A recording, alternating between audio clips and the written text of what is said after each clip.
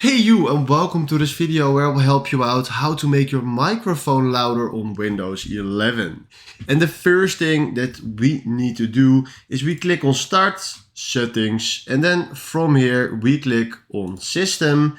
Then we go to Sound, and then right here we have the input volume setting. So right now, if you can see, it's just standing on 50%, and right now we can go up or what we like, but 50 is for me fine. But if your microphone is a little bit soft, then put this one up to 100 or somewhere like there.